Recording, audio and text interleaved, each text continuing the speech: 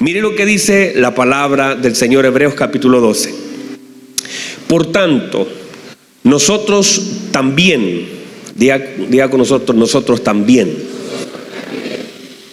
teniendo en derredor nuestro tan grande nube de testigos, despojémonos de todo peso y del pecado que nos asedia. ¿Qué hace el pecado? El pecado asedia. Y corramos con paciencia la carrera que tenemos por delante, puestos los ojos en el pastor. ¿No? Está mal. Puestos los ojos en el mentor. ¿En quién deben estar puestos los ojos? Dice, puestos los ojos en Jesús, el autor y consumador de la fe, el cual por el gozo puesto delante de él sufrió la cruz, menospreciado el oprobio, y se sentó a la diestra del trono de Dios. Considerad a aquel que sufrió tal contradicción de pecadores contra sí mismo, para que vuestro ánimo no se canse hasta desmayar, porque aún no habéis resistido hasta la sangre, combatiendo contra el pecado, y habéis ya olvidado la exhortación que como a hijos, ¿como a quién? Como a hijos se os dirige diciendo: hijo mío, no menosprecies la disciplina del Señor, ni desmayes cuando eres reprendido por Él, porque el Señor al que ama disciplina y azota a aquel que recibe por hijo. Si soportáis la disciplina, Dios os trata como a hijos. Mire lo que interesante. Si soportáis la disciplina, Dios os trata como a hijos. ¿Qué debe hacer usted? Soportar. Diga conmigo, soportar. Debemos soportar la disciplina. Porque ¿qué hijo es aquel a quien el Padre no disciplina? Pero si os deja sin disciplina, de la cual todos han sido participantes. Diga conmigo, todos. O sea, no se sienta el único. Hay gente que se siente así como: a mí el único que me pasan cosas. Todos. El sol sale sobre justos y pecadores, y llueve sobre buenos y malos. Así que no se sienta como que la cosa es con usted. Hay personas que dicen: ay, pastor, parece que es solo a mí. No, es con todos. Dice: todos han sido participantes, entonces sois bastardos y no hijos. Por otra parte, tuvimos a nuestros padres terrenales que nos disciplinaban y los venerábamos. ¿Por qué no obedeceremos mucho mejor al Padre de los espíritus y viviremos? Y aquellos que ciertamente por pocos días nos disciplinaban como a ellos les parecía, pero para lo que no es provechoso, para que participemos de su santidad. Versículo 11, ponga atención a esto. Es verdad, diga conmigo, verdad. Es verdad que ninguna disciplina al presente parece ser causa de gozo, sino de tristeza, pero después da fruto apacible de justicia a los que en ella han sido ejercitados. Así que prepárese para un mensaje de disciplina. Toma asiento, por favor. Vamos a ver hasta dónde avanzamos esta mañana.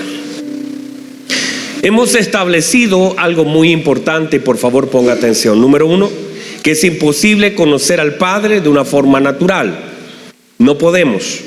Que la paternidad del Señor es una revelación dada por el Hijo, por la gracia del Hijo sobre nuestra vida. O sea, no se puede conocer al Padre si no es a través de Cristo.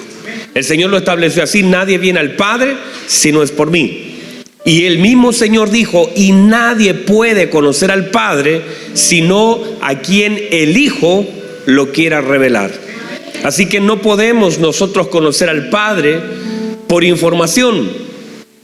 Eso si uno pudiera decir, yo le puedo preguntar 1000 cosas del Padre y uno está bien que pudiera responder, pero al Padre no se le conoce por información, al Padre se le conoce por revelación. Y nunca se le puede conocer al Padre lejos de nuestro Señor Jesucristo. Del pastor, yo, ni un predicador bueno, ni nadie le puede revelar al Padre, solamente nuestro Señor Jesucristo. Uno puede dar de alguna forma un par de luces, uno puede traer a conocimiento, uno puede activar algunas cosas en ustedes, pero uno no puede revelar al Padre. Hay cosas que nosotros no podemos hacer, es como tratar de explicar, es como tratar de explicar una receta y cómo explicar una comida. ¿Y cómo es? ¿Cómo se hace? ¿Cómo se siente? ¿Cómo se saborea? Hay que probarla para poder tener certeza de lo que se está hablando, ¿verdad? Uno podría decir, mira, dale dos pizcas de aceite, échale un poquitito y te va a quedar muy rico. ¿Y qué sabor tiene? Y uno trata de explicar algo que si no se prueba no se puede entender, ¿verdad que sí?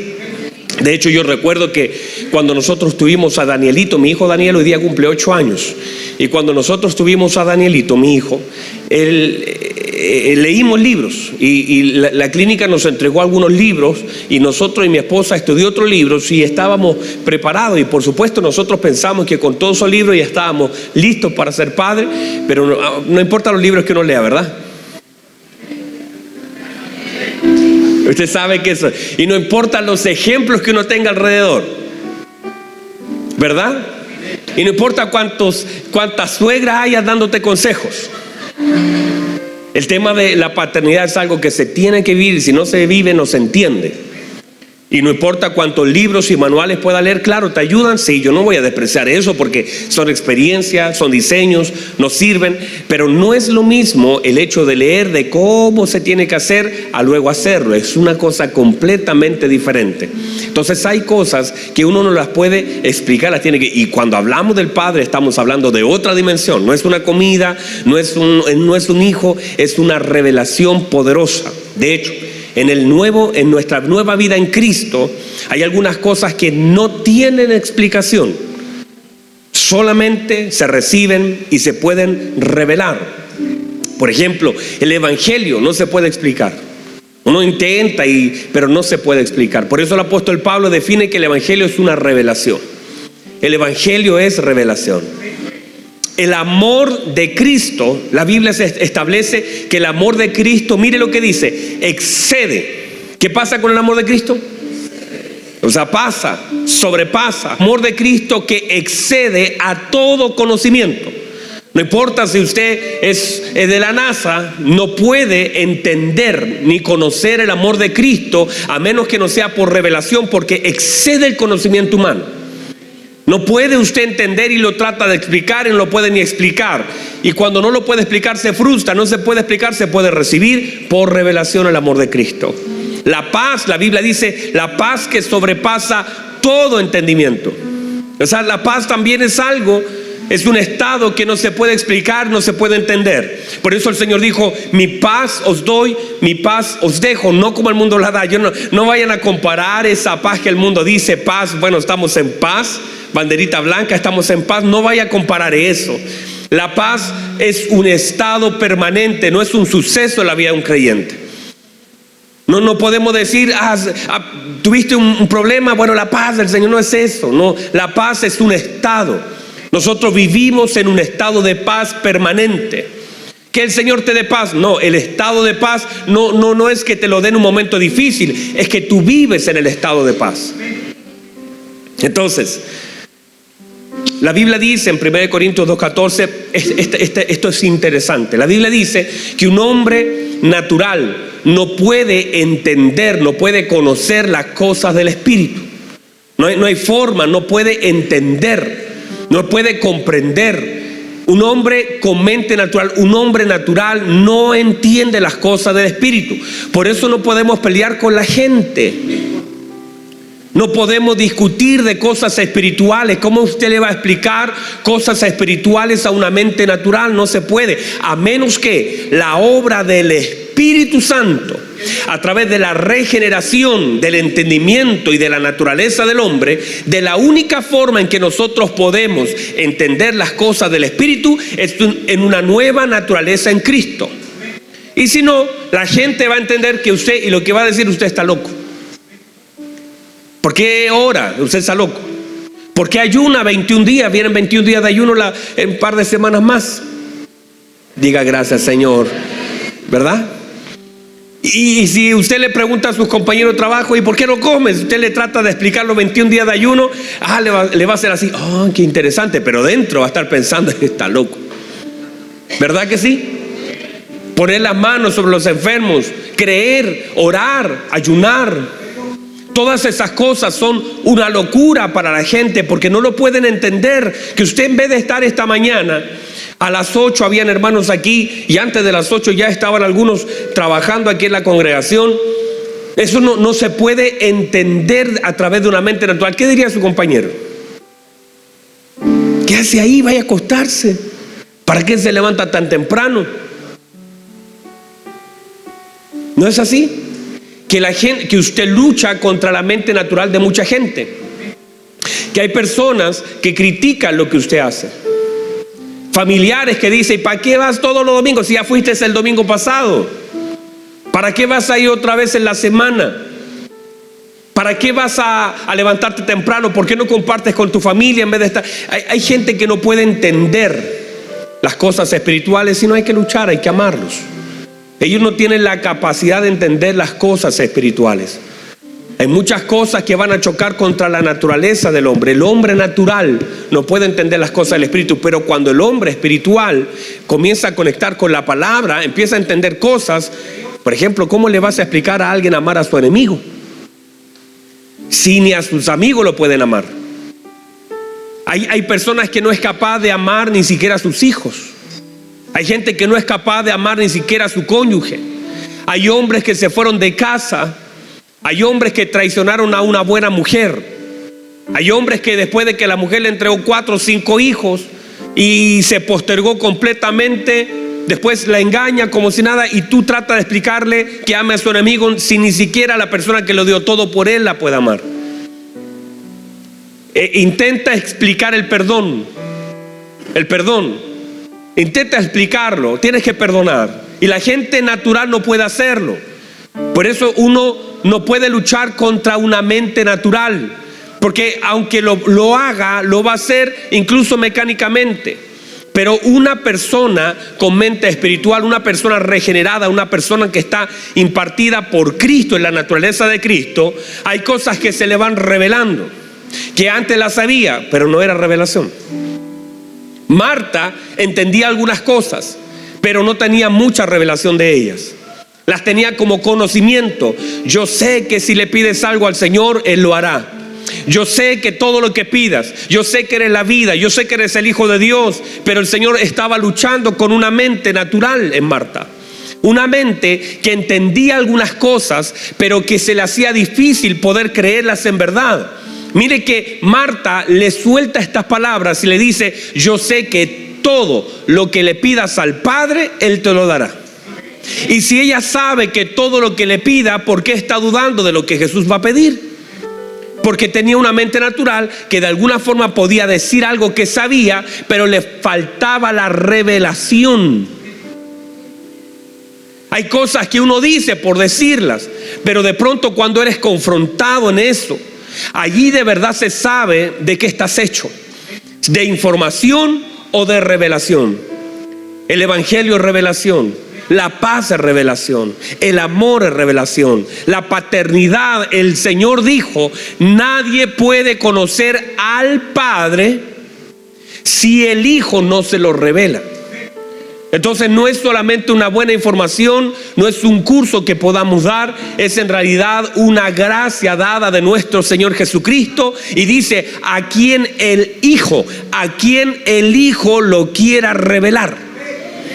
O sea, es un patrimonio del Hijo la revelación del Padre. Y a través, porque uno piensa que bueno, uno vino a Cristo y ahora lo conozco todo. No es así. Llevamos años. De hecho, ayer me recordaba del momento, Juanito, cuando yo conocí al Señor, y hablándole a una persona estábamos en la mesa en el matrimonio. Yo le decía: yo toda la vida serví al Señor. como muchos de ustedes, toda la vida tengo memoria de mi vida sirviendo a Cristo, de mis 4 o 5 años durmiendo en las bancas, a mis 7, 8 años cantando en un coro de niños, a mis 10 años ya tocando una guitarra, y de ahí en adelante sirviendo al Señor con todo mi corazón, porque así me enseñaron y así fui formado. Pero también tengo la conciencia del día que el Señor se reveló a mi vida y que fue tan distinto, y le dije, mire, esta frase usé porque de verdad que fue eso lo que me sucedió. Me cambiaron el color de las cosas. Yo servía al Señor a mis 15 años, yo servía al Señor.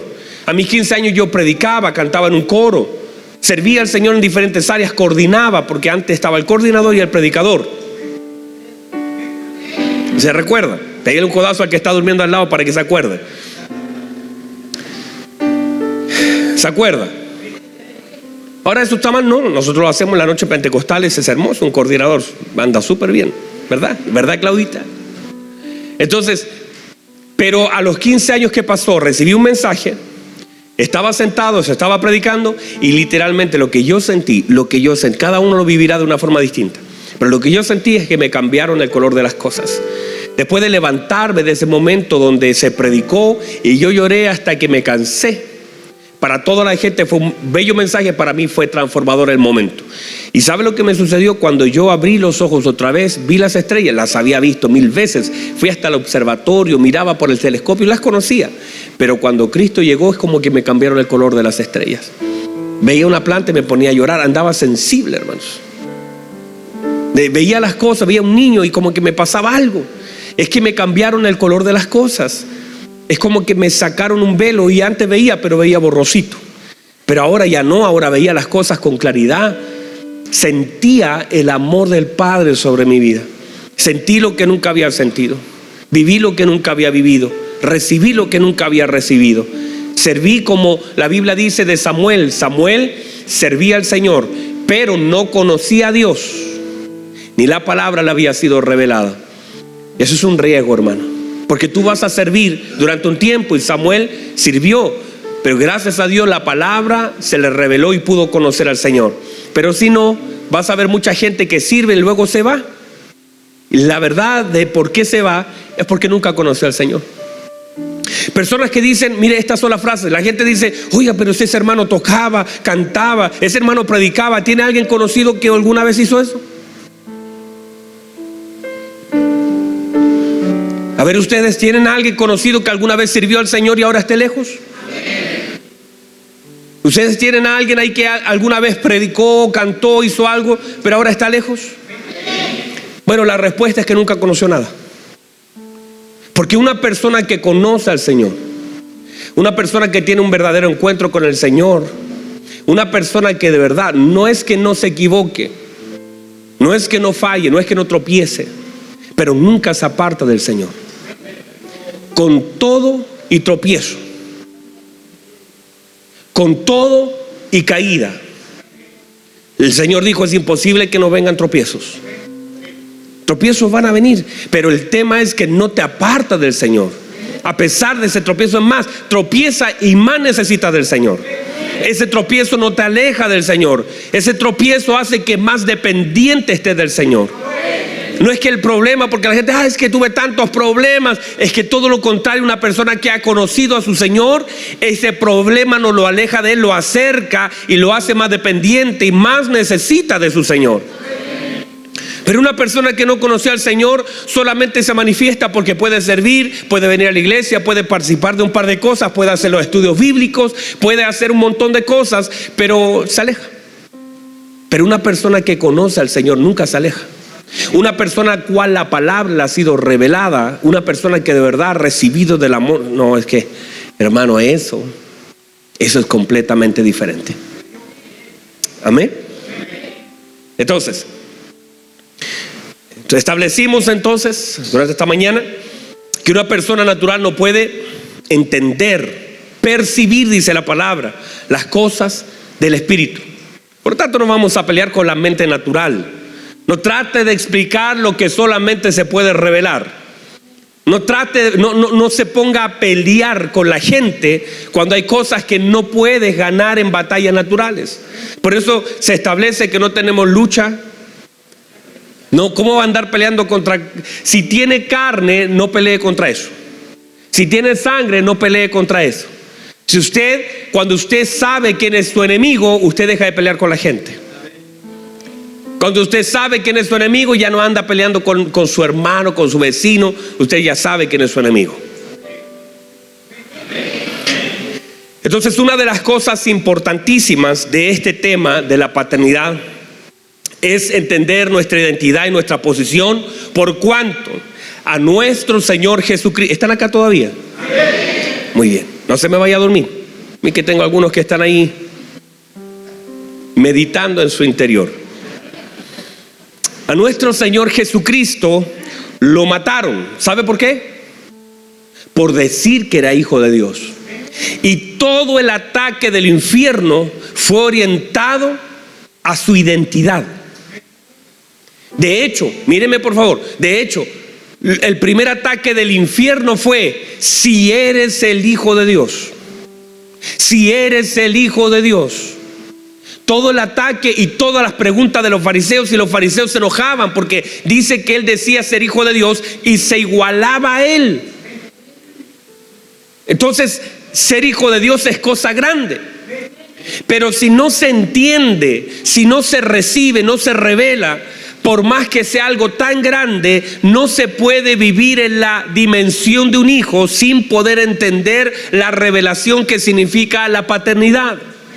Y por eso mi tarea durante las próximas semanas será seguir tratando de revelar, de poner una semilla en su corazón que dé fruto en su vida, para que usted pueda entender, para que usted se suelte de una vez por todas de esa mala o buena paternidad que tuvo. Y no está de alguna forma mala, y la Biblia dice: honra a tu padre y a tu madre, eso está bien. Pero si no entendemos la paternidad espiritual, la paternidad celestial, de la cual es la verdadera paternidad, seguiremos tratando que nuestros padres nos den algo que ya no nos dieron y no nos van a dar.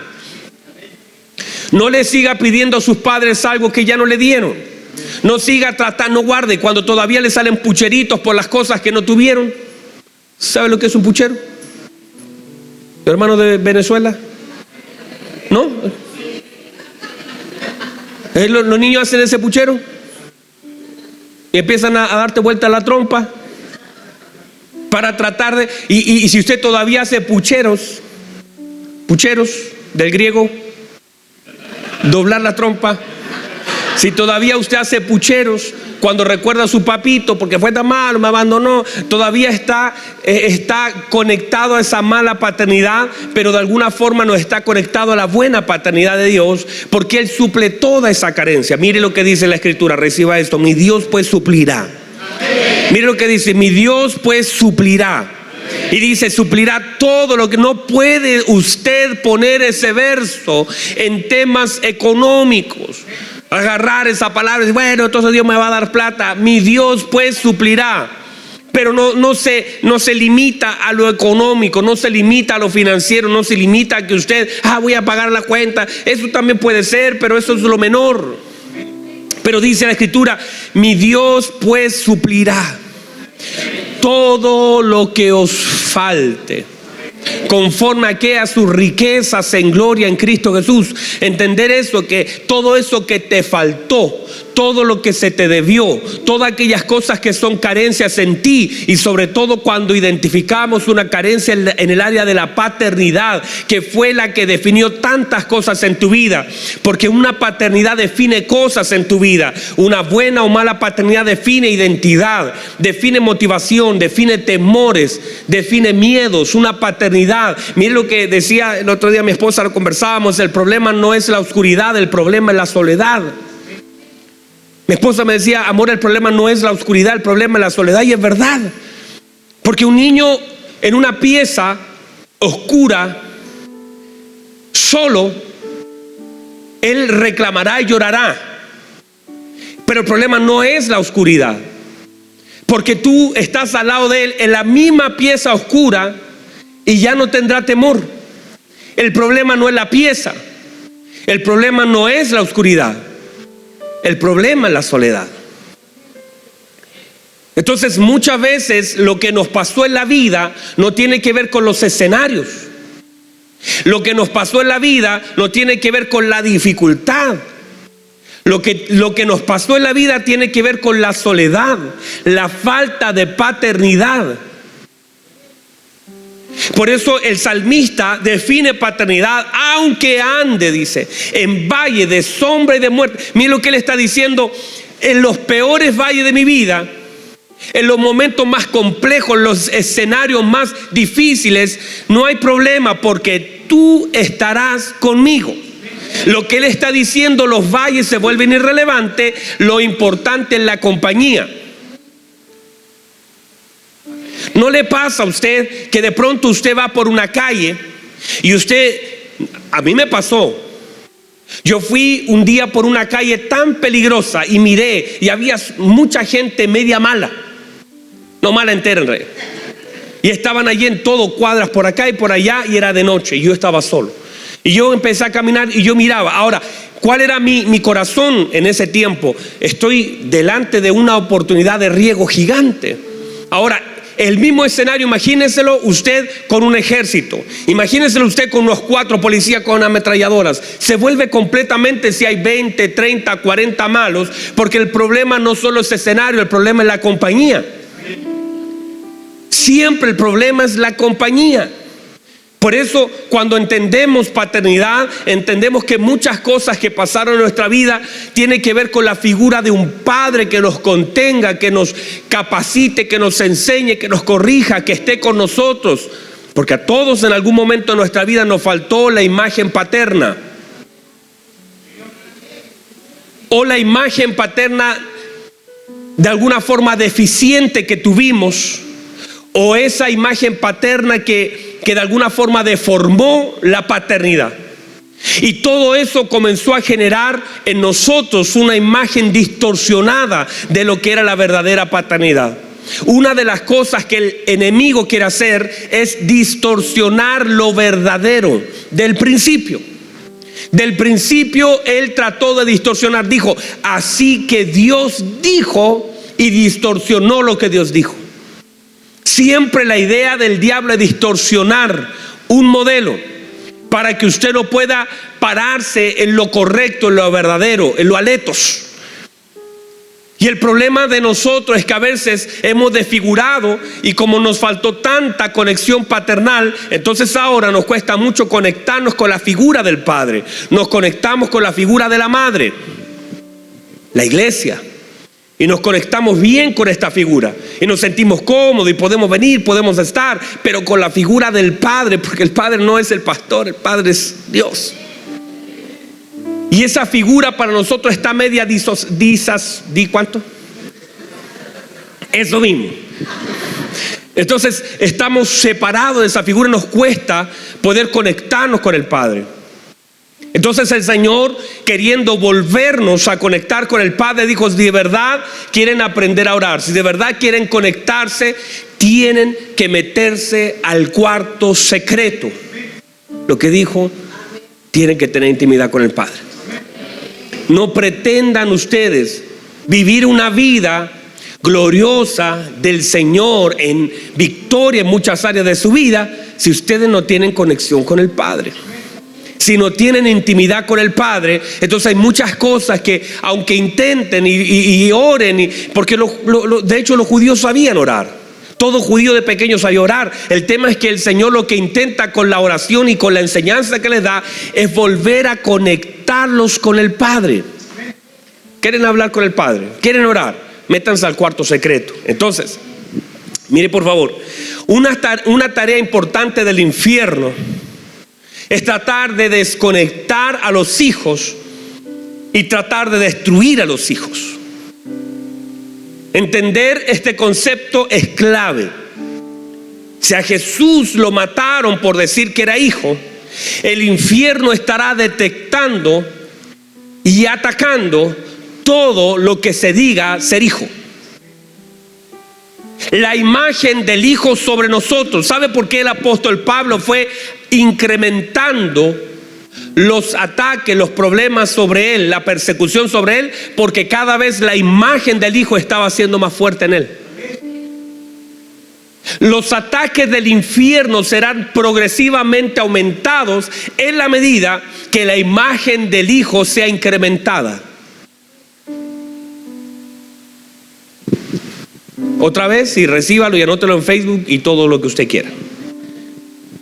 Los ataques del infierno irán incrementándose en la medida que la imagen de Cristo sea incrementada en usted. ¿Eso es de temer? ¿Le da temor? Porque la gente dice, ay, entre más me acerco a la iglesia, más se levanta el...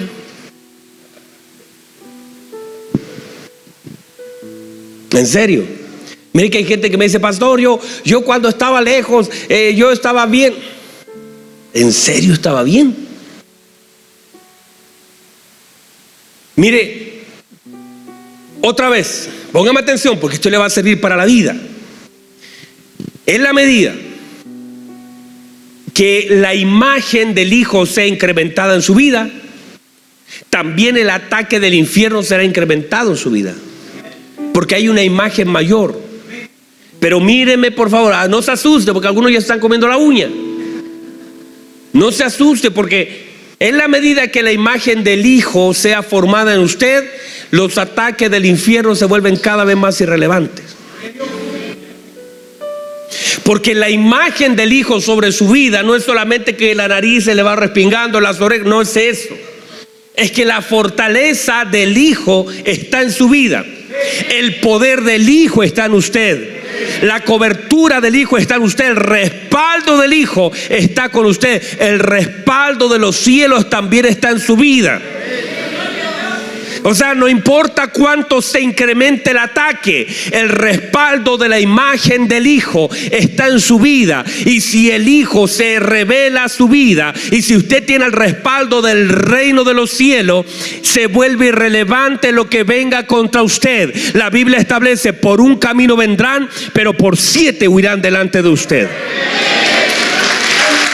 Bendito sea el Señor. Entonces se vuelve completamente irrelevante quien se levante contra mí. Jeremías, pelearán contra ti, lo he repetido, y no te vencerán. ¿Por qué? Porque eres fuerte, porque eres lindo, porque tienes un micrófono bonito. No, pelearán contra ti, pero no te vencerán, porque yo estoy contigo para librarte. Y ahí está la garantía de la imagen del Señor sobre nosotros. Por eso, en la medida que el apóstol Pablo iba adquiriendo una mayor imagen de Cristo en él, los ataques iban incrementando, pero las victorias eran mayores. Las cosas que sucedían en la vida del apóstol tienen que ver, usted ve los primeros ataques, los segundos ataques, los postreros ataques, y todo lo que se levantó se volvía completamente. Mire lo que decía el apóstol Pablo: ataques, problemas, todo lo puedo. Todo lo puedo en Cristo que me fortalece. Y ese concepto de entender lo que usted puede en Cristo, la pregunta es, si Dios es contigo, si el Señor es con usted, la pregunta es, ¿quién es contra nosotros? El salmista, sin todavía toda esa revelación, dijo: aunque un ejército acampe alrededor de mí, yo estaré confiado, yo estaré tranquilo. Caerán 1000, caerán 10,000 a mi diestra, pero a mí no llegará. Harán pestes, andarán volando por todo de día, de noche, pero no tocará mi morada, porque con sus plumas me cubrirá y debajo de sus alas estaré seguro. Esa es la seguridad de un hijo de Dios, una persona que entiende paternidad. Escudo y adarga es su verdad. No temeré, dice, a terror nocturno, a saetas, a pestilencias. No voy a temer. Pero esa es la confianza de una persona que entiende paternidad. Una persona, por eso la Biblia habla del espíritu de esclavitud. No estáis, dijo el apóstol otra vez, no eres huérfano para estar pensando en esclavitud, porque no recibiste el espíritu de esclavitud para estar otra vez en temor. Porque justamente ese espíritu de huerfandad, ese espíritu de soledad te hace estar en una esclavitud y te hace tener temor. Todo temor es la ausencia de la paternidad, de la presencia, del amor perfecto de Dios sobre nosotros. Pero cuando nosotros caminamos en el temor del Señor, cuando nosotros caminamos en el favor de Dios, cuando usted sabe quién es su Padre y esa identidad no es tocada, entonces usted camina seguro. Usted sabe que el mañana está tan y más seguro que el ayer. Usted sabe que el mañana está asegurado, que en su mañana sigue estando Dios, que en su pasado sigue estando Dios. No tiene temor a su, ay, ¿qué le va a pasar a mis hijos si yo no estoy? Lo mismo que le pasó a usted, Dios se encargará de ello. Dios será su sustento. Dios levantará quien cuide de ellos. Ay, pero si yo no estoy, ¿qué será de mí, mi esposo, mis hijos? Bueno, si usted no está, el Señor se va a encargar de ello, porque usted no es más importante que Dios. Y si usted le faltare, Dios los recoge, Dios los alimenta, Dios los ayuda, Dios los sustenta, porque Dios ama a tus hijos, Dios ama a tu próxima generación. Póngase en pie, por favor. Eso nos agotó este tiempo. ¿Puede recibir eso? Levante sus manos, por favor, en la hermosa presencia del Señor. Levante sus manos, por favor, honra al Señor. No importa quién esté peleando en contra de usted, no importa lo que se esté levantando en contra de usted, no importa las cosas que esté mirando a su alrededor, se vuelve tan irrelevante que luche en contra de usted. Reciba eso, dígale: Señor, gracias. Que la imagen del Hijo sea formada en nosotros para que la bondad del Padre sea manifestada. Los ataques serán incrementados, pero las victorias son seguras. No importa quién se levante, el que se levante contra ti lo hará sin mí, dice la Escritura. Y el que se levante contra ti, delante de ti caerá. Hay cosas por las cuales no vamos a pelear. Simplemente párate en la posición de hijo. Estad quieto y ved la salvación, dice el Señor. Estad quieto y confiad y ved mi salvación. Porque los enemigos que ahora veis, nunca más los veréis. Las cosas por las cuales hoy estás peleando, no volverás a pelear contra ellas. Hay cosas que vinieron a ti no para volver a repetirse, vinieron a ti para desaparecer, vinieron a ti para decirte adiós, vinieron a ti, se levantaron en contra de ti para decirte: nunca más te podré atacar, porque tú operas en la victoria ganada del Hijo. Tú no estás viendo quién va a ganar, tú no estás midiendo si vas a poder vencer, porque el apóstol dice que nosotros no somos vencedores, nosotros somos más que vencedores por medio de aquel que nos amó, por medio de su Hijo. Y esa victoria es Cristo. Cristo es tu victoria, Cristo es tu respaldo, Cristo es tu ayudador, Cristo es tu fuerza, Cristo es tu sustento. Él lo dijo: yo podría clamar a mi Padre y vendría una legión de ángeles. Es cosa que yo clame, porque el clamor activa toda la provisión del Padre sobre tu vida. El clamor, cuando un hijo clama, toda la provisión del cielo se activa en favor de sus hijos.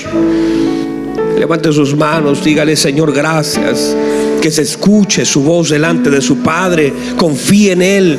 Confíe en medio de los escenarios que esté viviendo. Dígale: Señor, gracias, gracias por este tiempo, gracias por esta oportunidad, gracias por tu bondad, gracias por tu fidelidad, gracias por lo que has dado, gracias por lo que vas a dar. Gracias, gracias, Señor. Vamos, levanten sus manos, levanten sus manos. No importa lo que esté viviendo, no importa lo que esté pasando, agradézcale a su buen Padre que lo que está enfrentando tiene una salida. Es Cristo en la salida. El Padre te dejó la salida en la vida de su Hijo Jesucristo. Vamos, adórele al Señor, adórele con sus manos, con su boca, reconózcale en medio de sus caminos, dele gloria, dele honra, bendiga al Señor. Vamos.